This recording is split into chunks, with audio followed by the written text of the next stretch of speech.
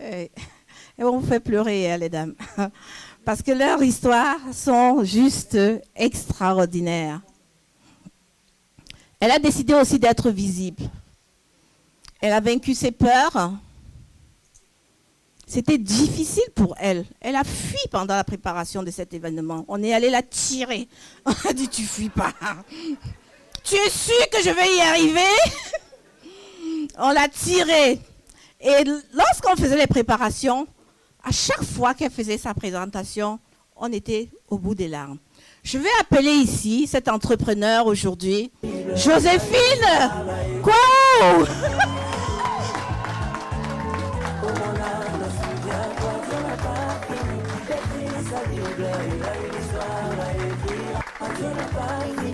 Merci beaucoup.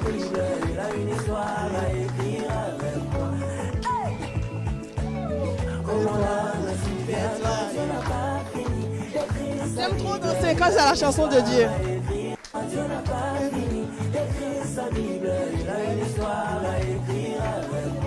Dieu a une histoire à écrire avec moi. La Bible n'est pas encore finie. Sa Bible, c'est une histoire à écrire. Écrire sa Bible, il a une histoire à écrire avec moi. Oh mon âme, souviens-toi, Dieu n'a pas fini d'écrire sa Bible, il a une histoire à écrire avec moi. Yes. Oh mon âme, souviens-toi, Dieu n'a pas fini d'écrire sa Bible, il a une histoire à écrire avec moi. Oh mon âme, souviens-toi, Dieu n'a pas fini d'écrire sa Bible, il a une histoire à écrire avec moi. Yes.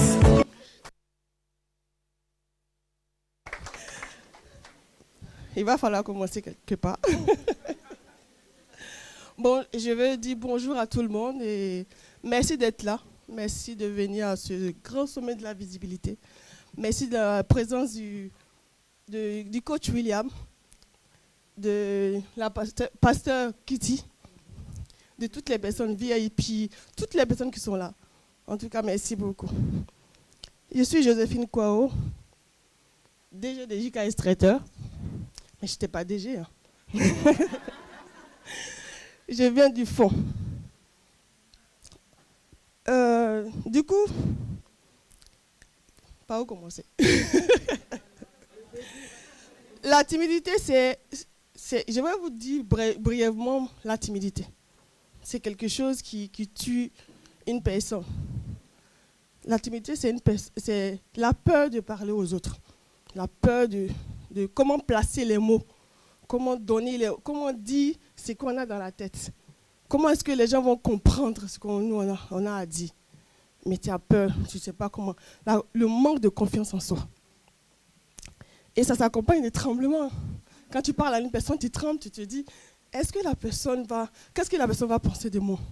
La personne va dire que non, tu n'es pas belle, mais tu n'oses pas avancer. Et brièvement, voilà. Bon, je veux savoir dans cette salle, est-ce qu'il y a des personnes qui se sont senties ou qui se sentent timides? On est beaucoup. Il y a beaucoup de personnes. Voilà. Voilà.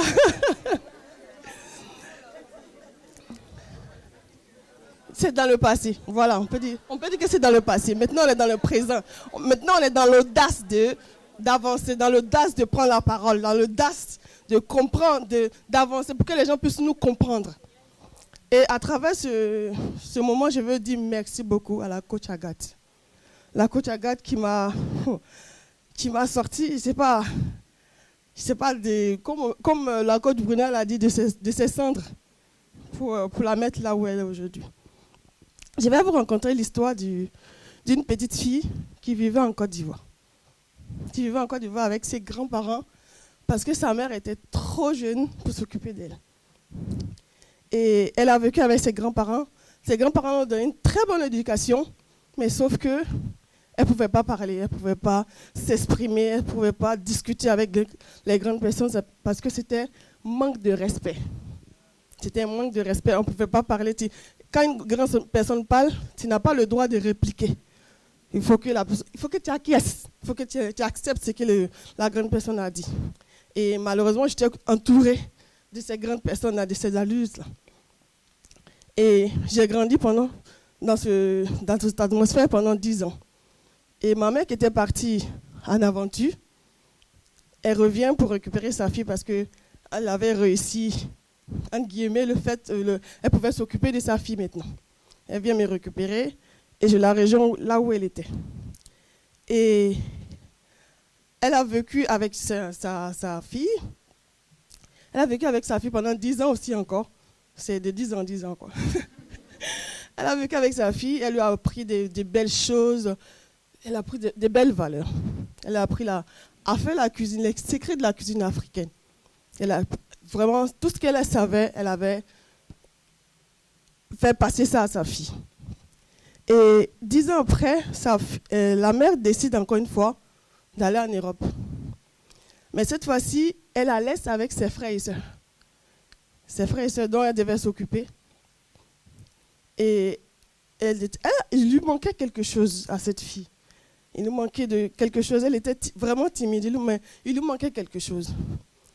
Et la mère étant en France, elle continuait de s'occuper de ses enfants. Elle continuait parce que je rappelle que c'est une femme très battante. Même si elle est aventurière, c'est une femme très, très battante. Et elle a décidé, à un moment donné, de venir récupérer ses enfants parce qu'arrivant en France, elle a eu sa nationalité française. Donc, elle a décidé de venir récupérer ses enfants. Oh, cette jeune fille était tellement heureuse, tellement contente. Elle dit, mais ma vie va changer. Le fait de quitter l'Afrique pour venir en France, ma vie va changer. Je vais devenir la femme dont je rêve depuis. Et elle arrive en France et rejoint sa mère. Mais malheureusement, sa joie fut courte. Pourquoi sa joie fut courte? Parce qu'elle devait s'intégrer. Elle avait plus de 18 ans. Elle devait s'intégrer. En France, quand tu viens, il faut s'intégrer. Et là, pour s'intégrer, il faut avoir du travail. Il faut avoir les papiers pour travailler. Et ces papiers-là, je ne les avais pas. Donc, on a déposé la procédure à la préfecture. Et la préfecture étudiait le dossier. Dans l'étude du dossier, on lui donnait les récépissés de 3 mois. 3 mois. C'était renouvelé 3 mois, pendant 3 années. Elle est restée là pendant 3 années. Elle était frustrée, elle se cachait, elle ne savait pas. Déjà elle était frustrée avant, mais cette frustration s'est développée encore plus. Et elle a décidé de travailler avec le papier des autres. Elle décide de travailler avec le papier des autres. Et là, son salaire partait dans le compte de ces personnes. La personne lui donnait ce qu'elle voulait. Parce que ses impôts, elle dit qu'elle devait payer ses impôts. C'est dans ton salaire qu'elle paie ses impôts. Elle, son salaire, elle ne touchait pas. Donc, c'était un parcours de combattant pour avoir son salaire. Et elle a vécu dans cette histoire. Et heureusement, dans cette histoire chaotique, elle a rencontré un jeune homme. Un jeune homme qui a permis qu'elle soit sa femme. Et je lui dis merci aujourd'hui parce que il a fait beaucoup. Il m'a fait sortir de quelque part. Mais ça ne s'est pas arrêté là après son mariage. On continue encore à lui donner les récépissés. À un moment donné, on lui a donné le QTF. Je ne sais pas s'il y a quelqu'un qui connaît ça ici. Pour une personne qui était mariée, qui avait un enfant, elle devait quitter le territoire. Oui. Elle devait quitter le territoire parce que la France ne comprenait pas pourquoi elle est là. Elle fait quoi là? Le fait qu'elle soit là, on dit, en quelque sorte, c'était légitime d'être là. Elle a bataillé. Et c'est-à-dire 3 ans passés, plus 4 ans. Pendant 7 ans, elle a vécu ça. Et on lui a donné, heureusement, 7 ans après, on lui donne ses papiers pour qu'elle puisse travailler. Waouh.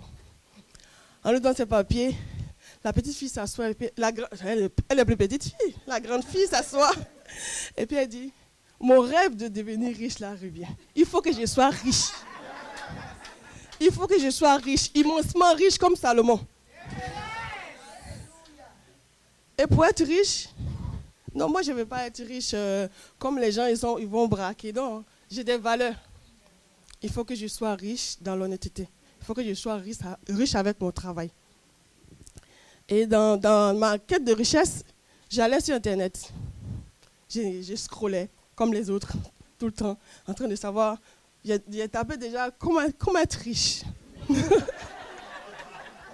Comme s'il y avait une solution miracle où il allait devenir riche. Je suivais les vidéos, plein de vidéos. Et dans ces séries de vidéos, j'ai vu des vidéos d'une dame. Cette dame-là, elle a changé mon mindset. Elle a changé ma manière de penser. Cette dame-là, vous savez c'est qui? La coach Matt Karine. La coach Matt Karine, c'est pas une influenceuse. C'est une visionnaire. C'est une femme d'impact. Une envoyée de Dieu. C'est parce que elle te sort, sa manière de t'enseigner, c'est pas comme les autres. C'est spécial. Quand elle te parle, tu t'élèves de là où tu es. C'est vrai. Quand elle te parle, tu te dis, mais je suis capable de faire beaucoup de choses. Je suis capable d'agir. Je suis capable de réaliser beaucoup de choses. Je la suivais. Et en 2019, elle avait annoncé qu'il y avait une conférence.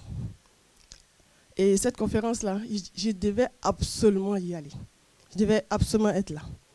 Mais je n'avais pas d'argent.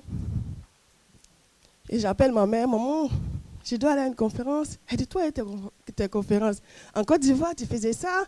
Maintenant que tu as eu papier, maintenant tu veux partir, maintenant faire conférence. Et elle a payé mon transport. Elle a payé mon ticket. Et je suis arrivée à cette conférence. Waouh! À cette conférence-là, je me suis demandé, moi, je ne sais pas si j'étais dans un autre monde. Parce que les femmes que j'ai vues, les femmes, elles avaient de l'opulence. Elles avaient du caractère. Ça veut dire que quand elles parlent, il y a quelque chose qui dégage en elles.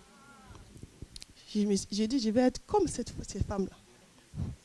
Je ne sais pas comment je vais faire, mais il faut que je sois comme ces femmes-là. Et je me suis collée à elles. J'ai pris les numéros. Et là, j'ai demandé, comme je suis curieuse, j'ai demandé à une femme, comment vous faites? Comment vous avez fait pour être là? Elle me dit, il y a le coach William Jamel qui te démontre ton talent, qui te dit, fais de tes talents. Donc j'ai lu devant, c'est qui? Elle me dit, c'est le grand monsieur là-bas. Le grand monsieur là-bas, avec la fille timide, comment ça va s'arranger? Comment ça se passe? Et je prends mon courage à deux mains. L'audace, là c'est l'audace. Je m'approche de lui. Dans mon fort intérieur, je sais que je n'ai pas d'argent. Les dames m'avaient déjà dit à combien sa formation était. Mais je n'avais pas cette somme-là. Mais je m'approche de lui. Et puis je lui dis, bonjour coach. Est-ce que je veux faire votre... Je veux, parce qu'il faut vouloir quelque chose. Je veux faire votre formation. J'ai été honnête, hein, sauf que je n'ai pas d'argent. Mais je veux absolument faire votre formation. Il me dit, ok, appelez-moi, on va voir ça. On va voir ça. Mais, parce que je lui avais dit que je n'ai pas d'argent sur le coup, mais j'aurai de l'argent après. Parce que j'avais de l'espoir. Donc, du coup, je lui dis, j'aurai de l'argent, je vais vous payer. Même si c'est après la formation, je vais vous payer. Et quand je suis partie de là, la conférence, je suis partie différemment. Parce que je suis venue timide, petite. mais je suis partie avec des rêves. Je suis partie avec l'audace, la manière dont je vais aller de l'avant. Et 2 jours après, 2-3 jours après, j'appelle le coach William. Et il me dit, OK, il n'y a pas de souci, je vais vous mettre dans le... Vous allez me payer, hein? OK, il n'y a pas de souci. OK, je vous mets dans le WhatsApp pour que vous puissiez faire la formation. Et la formation devait se faire 1 semaine après, je pense. Et j'ai suivi la formation de 4 semaines. Cette formation-là. Et déjà, même, j'étais au plus bas des bas. Mais je faisais sa formation. Il y a des fois, je prenais mon téléphone, je sortais et je suivais sa formation dehors. Parce que je me suis dit, ça va déranger mon mari. Ça va déranger les gens à la maison. Donc, du coup, il faut que je suive. Je veux suivre la formation, mais il faut que je le suive dehors. Et ça m'a révélé mes talents. J'ai eu plusieurs talents. Mais le talent qui était au-dessus, c'était mes talents culinaires. Et les talents culinaires, j'ai fini la formation du coach mais ces talents-là, il faut les mettre en pratique. Il faut le monétiser, en fait. J'ai réfléchi, comment je vais faire? J'avais les papiers, je n'avais pas de travail. Je vais faire une formation. Puisqu'il a dit de professionnaliser son talent. Donc, du coup, j'ai dit, je vais faire une formation de cuisine. Puisque je connais la cuisine africaine et que je suis en France, je ne connais pas la cuisine française. Je ne connais pas les manières de cuisson de la France. Il faut que si je veux aller loin, il faut que je commence à faire une formation. Et là, je vais faire une formation de cuisine. Je vais à Pôle emploi et je fais une formation de cuisine. Et la formation de cuisine, en même temps, 6 mois après, j'ai eu du travail. J'ai eu du travail, mais je continuais à faire la formation. J'étais en alternance. La formation, et c'est surprenant, en cuisine on ne le fait pas, mais je l'ai fait quand même.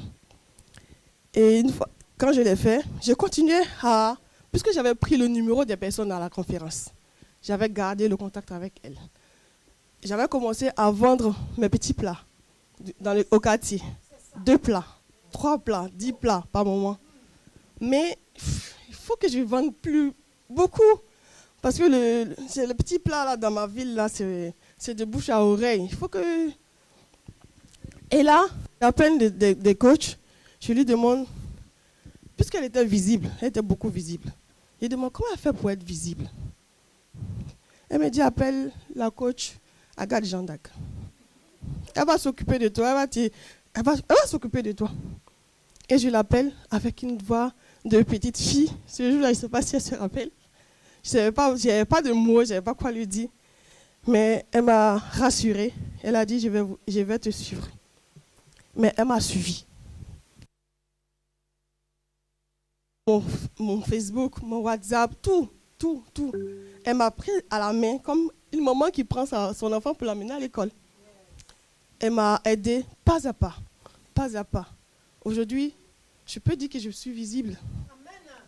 Oui, je peux dire que je suis visible parce que à cette visibilité-là, j'ai créé mon entreprise. J'ai créé mon entreprise de traiteur. Et aujourd'hui, je suis recruteur. Je suis formatrice. Je suis formatrice. Je forme les femmes à devenir traiteurs. Je forme les femmes à devenir commis de cuisine. Je forme les femmes, pas les femmes, hein, les personnes qui sont, pas seulement les femmes, les personnes qui sont passionnées de cuisine. Parce qu'il y a des hommes aussi qui sont passionnés de cuisine. Des employés polyvalents en cuisine. Et le HACCP, l'hygiène alimentaire. Et j'ai continué à aller à mes formations. Je fais j'ai fait des anniversaires. Et je suis allée à une conférence et il y a un monsieur qui devait faire sa conférence, un coach, c'était en mai 2023, qui devait faire sa conférence en juillet 2029. Et je me suis approchée de lui, sachant que je n'avais jamais fait des grands événements. Hein, c'est des petits événements que je faisais. Et je m'approche de lui, je lui dis que je veux être son traiteur, je veux être le traiteur de son événement. Il m'a dit, parce que j'étais venue ce jour-là avec des bignadises, des petites quiches. Et les gens, ils ont beaucoup apprécié. Lui-même, il avait mangé, il a apprécié. Et je me suis approchée et je lui ai dit que je vais être son traiteur. Il a dit, ok, je vais en parler à mon équipe et puis on verra. Donc je lui en ai parlé et il a accepté que je sois le traiteur de son entreprise, de son événement de 250 personnes.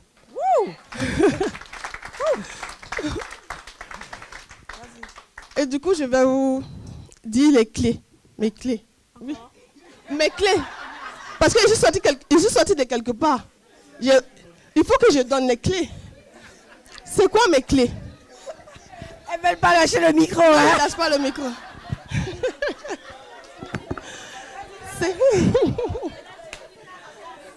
La timidité n'a plus sa place.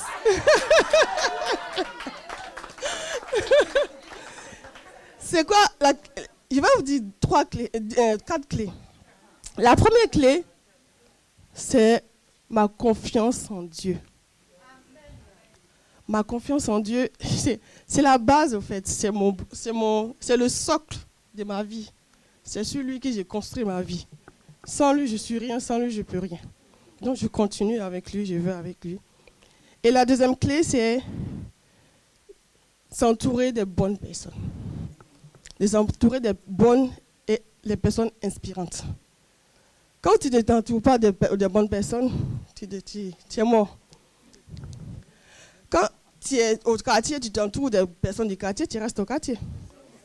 Quand tu t'entoures des personnes internationales, tu deviens international. Donc, entourez-vous de bonnes personnes. La troisième clé, c'est de se former. Investir en soi. Faut investir en soi. Moi, j'aime trop les formations. C'est pas... J'ai pas d'argent. Hein. Il y a des fois, j'ai pas d'argent, mais je dis, il faut que je me forme. Il y a des choses que il y a des petites formations que je fais. Voilà.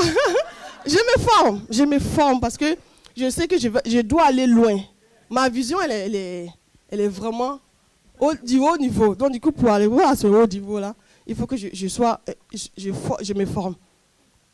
Et la quatrième clé, c'est de forcément avoir un week-end branding avec le coach Agathe. La coach Agathe. Forcément. Je ne sais pas s'il y a des personnes qui ne sont pas passées par là, mais ce week-end branding m'a révélé.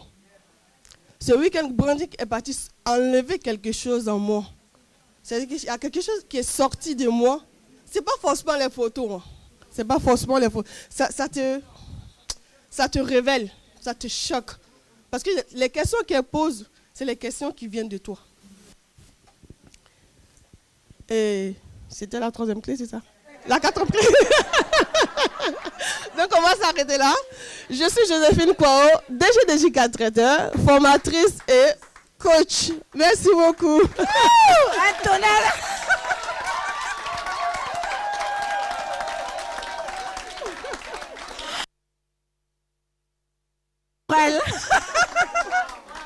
En tout cas, je suis très fière de toi. Elle parle du week-end branding, mais on m'appelle la mère du branding. Et aujourd'hui, il y a la grand-mère du branding qui est représentée ici. C'est ma mentor. La grand-mère du branding est là. Donc, elle va partager quelque chose d'extraordinaire avec vous cet après-midi. Viva Pedro. Je ne suis pas si vieille que ça, ou alors c'est vous qui êtes très jeune.